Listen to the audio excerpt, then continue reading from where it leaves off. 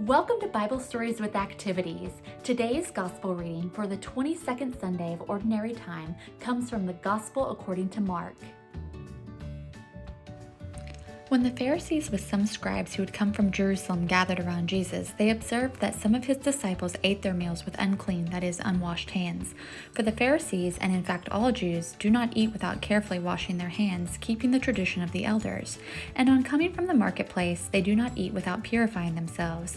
And there are many other things that they have traditionally observed, the purification of cups and jugs and kettles and beds. So the Pharisees and scribes questioned him, "Why do your disciples not follow the tradition of the elders, but instead eat a meal with unclean hands?"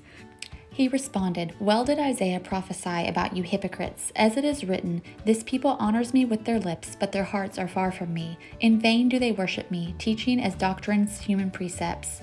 You disregard God's commandment, but cling to human tradition." He summoned the crowd again and said to them, "Hear me, all of you, and understand. Nothing that enters one from outside can defile that person, but the things that come out from within are what defile. From within people, from their hearts, come evil thoughts, unchastity, theft, murder, adultery, greed, malice, deceit, licentiousness, envy, blasphemy, arrogance, folly. All these evils come from within, and they defile."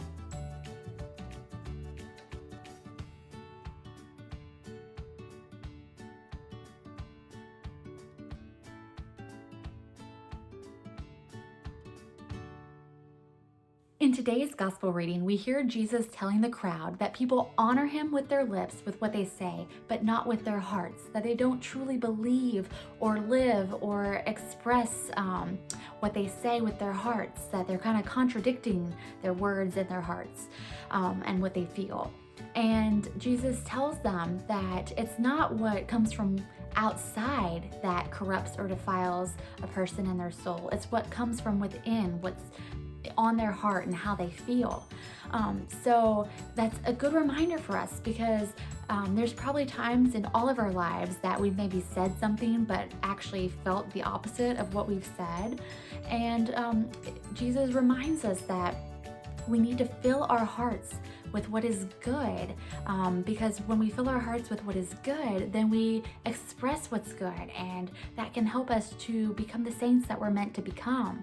So fill your heart with what is good, so that your words and your heart both express goodness.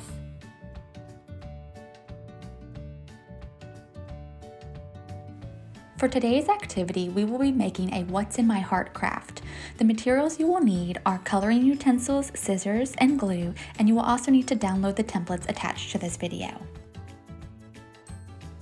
Begin coloring your template to look like you. You can even add eyebrows and eyes and nose and a mouth on your person's face, and just continue to color your template so that your person looks just like you.